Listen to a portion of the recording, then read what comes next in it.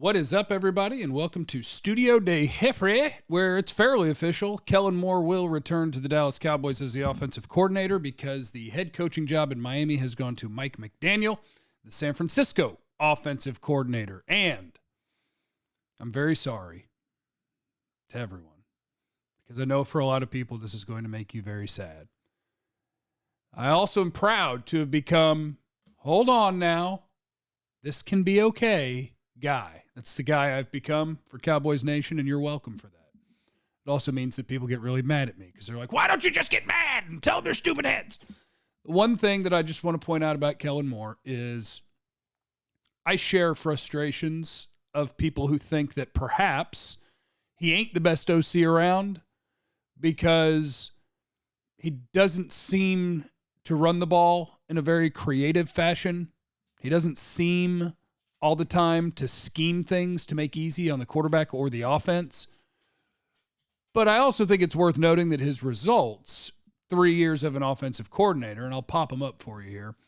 This is the way that I choose to measure things, not points or yards, because those can be affected by how quickly you run offense, how many plays you run, your starting field position.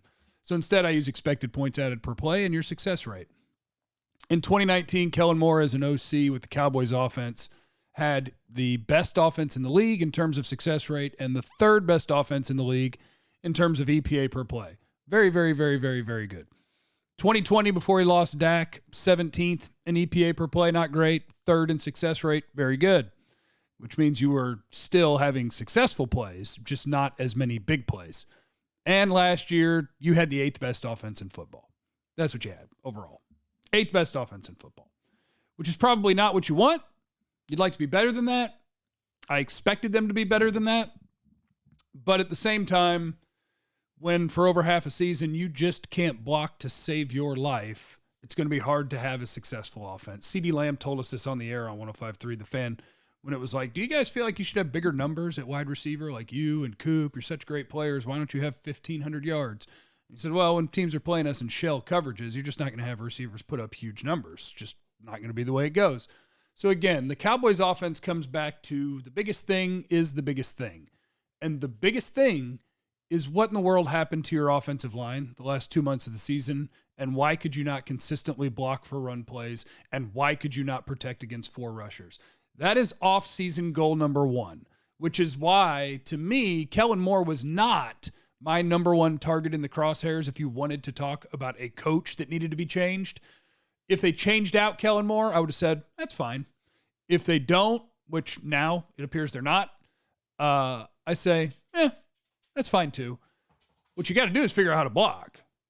And then hopefully with your quarterback having an entire offseason to be mentally, physically, emotionally, spiritually right, you get back to the sort of offense that you could play. You got to figure out how to block. That's the difference from week 1 to 6 to the rest of the year. You got to figure out how to block. So Kellen Moore back. Okay. Whatever. Leave in the comments how much you hate it, though, at youtube.com/Jeff Cavanaugh. Now, questions from you people about the Cowboys and or the NFL draft. And for one of them, I know I'm going to have to pull up the Dallas Cowboys salary cap because one of you wants to go all in and figure out how much cap space can you free up so that you can go chase players around. And I can get that information for you. It's just going to take me 2 seconds. So in the meantime, let's answer a different question while I get that pulled up. Question number 1 from the people. Any defensive ends or rush linebackers that have bend that Ware and Gregory had? This is not, according to me, this is not the best pass rush class that we've seen in a while. There's a bunch of interesting, decent, good prospects, but not monster prospects. Kayvon Thibodeau's got bend, the Oregon defensive end. There's a guy at Minnesota that's got some pretty decent bend, but his tape isn't consistently good. This is not necessarily a Gumby class where you're going to see a bunch of guys that can really turn that corner. Karlaftis does not have bend. That's Purdue. Jermaine Johnson, I think, is a pretty straight line player, not super bendy. Trayvon Walker is not bendy. So, yeah, I'm sure they exist. I don't have who they are at this particular juncture, but I'll get it to you. Okay, here we go. You ready to go all in with the Dallas Cowboys? This is what all in looks like. If you're a go for it, do whatever it takes guy, here's what all in looks like. You save $15 million by restructuring Dak, 15.1. You save 11.9 by restructuring Tank Lawrence. That's 27. 12.5 by restructuring Amari Cooper. That's 39.5. $7 million from Zach Martin. That's 46.5. 9 from restructuring Ezekiel Elliott. That's 55.5. 8 from Tyron Smith restructure. I lost my numbers, but that's in the 60s. 6 from 70.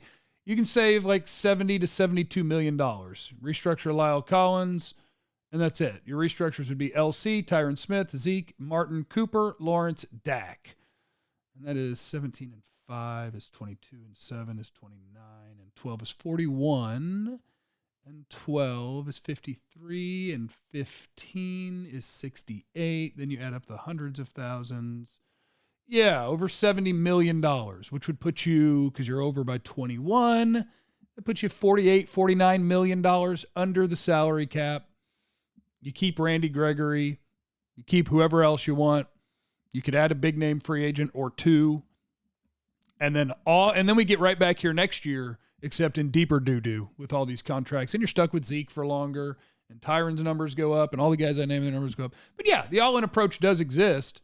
And that's what it looks like. Stembo, can you package Tank Amari in the 24th pick to go up in the draft to get a blue chip player? Twolo, man, you need somebody who can absorb like $40 million in cap and give you a pick. I would like to think Amari Cooper has trade value, $20 million player, and I think he is a $20 million player. Tank Lawrence is a $21 million player, although on a trade, let me see, pre-June 1 trade, Tank Lawrence, his base salary is $19 million. So somebody would be taking 19 with him, 20 with Coop. Maybe you could move up a couple of spots by trading Coop. Maybe. That is the one thing that throws me off when you talk about maybe having to cut him as a salary cap casualty. You mean to tell me no one will trade for Amari Cooper? Surely, right?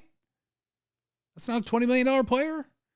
You need to find a team that has the money for it, because the first team that jumps in my head is Green Bay needs a receiver, but they actually need 2 receivers, and they have no money. So we'll see. We'll see what the trade market is for either one of those guys. Is Stafford a Hall of Famer if he wins the Super Bowl? Probably, because that's how the league works. You win a Super Bowl, you have a bunch of stats, and you go to the Hall of Fame. Those are the rules.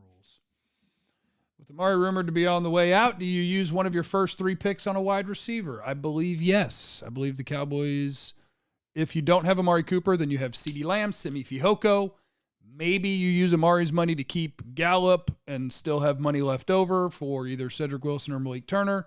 But yes, I would be looking to use one of your first 3 picks on a wide receiver. Do the Cowboys need a 3 technique or a 1 technique more? Probably a 1 technique, but I could use both. I'm not turning down either one.